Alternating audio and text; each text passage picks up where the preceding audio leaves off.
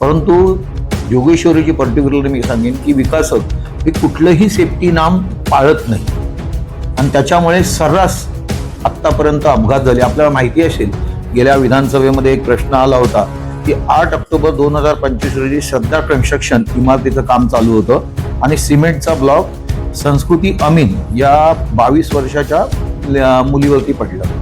त्याच्या अगोदर तिथून पहिले 2 आणखीन अपघात झालेच होते. त्यांच्या म्हणजे सामान जवळचं होतं ते पडलं होतं, तरी देखील त्यांनी जे सेफ्टी नॉर्म्स किंवा ते पाहिजे होतं ते काही वापरलं नाही.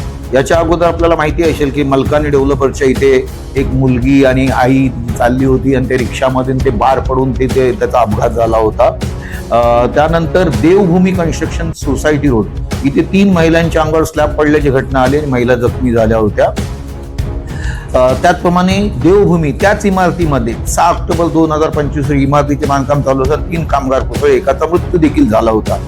तर अशा पद्धतीने आज विमानतळ म्हणून त्या कल्पतरूची साईट चालू आहे जिथे डायनाक्राफ्ट कंपनी होती. त्यामध्ये अनेक त्रुटी आहेत.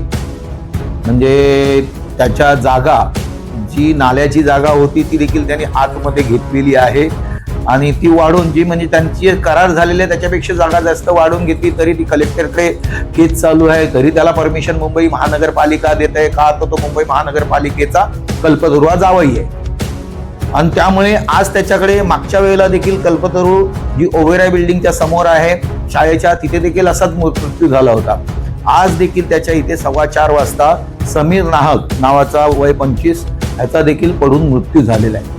तर अशा पद्धतीने जर 1-2 वर्षामध्ये जवळजवळ 6 अपघात होत आहेत आणि या संदर्भामध्ये संस्कृती अमीनच्या बाबतीमध्ये मी बैठक देखील घेतली होती BMCच्या ऑफिसमध्ये जाऊन. परंतु सांगितल्यानंतर देखील मुंबई महानगरपालिकेची जी लोक आहे या संस्कृतीच्या बाबतीमध्ये त्यांना स्टॉपआउट नोटीस दिली होती, तरी त्याचं काम चालूच आहे. म्हणजे एखाद्याचा मृत्यू गेला तरी मुंबई महानगरपालिकेचे अधिकारी हलणार नाही, पोलीस स्टेशन हलणार नाही किंवा ज्या यंत्रणा आहेत त्या देखील सक्षमतेने आपलं काम करणार नसेल तर मला याच्यावरती उग्र आंदोलन घ्यावं लागेल की या बिल्डरच्या बाबतीमध्ये म्हणजे त्यांनी अनियमितता करतात ती वेगळी गोष्ट आहे, परंतु हे देखील लोकांचे काही जीव असे रस्त्यावरती पडले नाही. मजूर असतात, काम करण्यासाठी येतात किंवा रस्त्याने जाणारी लोक असतात, त्यांना एक माहीत असतं की त्यांनी सेफ्टी नॉर्म्स पाळलेले असतात, ते फुटपाथवरून चालत असतात. त्यांच्यावरती देखील अशा काही गोष्टी पडून त्यांचा अपघाती मृत्यू होणार असेल तर ही दुर्दैवी गोष्ट आहे. शासनाने याच्यावरती कठोर ती ऍक्शन त्या कल्पतरू बिल्डरवरती घ्यावी. सदोष मनुष्यवधाचा त्याच्यावरती गुन्हा दाखल करावा, कारण ही पहिली गोष्ट नाहीये. जे लोक बिल्डर असतात त्यांनी त्यांचे कॉन्ट्रॅक्टर असतात त्यांनी सेफ्टी नॉर्म पाळलेच पाहिजे आणि हे जर पाळत नसतील तर त्यांना त्याच्यावरती गंभीर आरोप ठेवून त्यांना आतमध्ये टाकलं पाहिजे.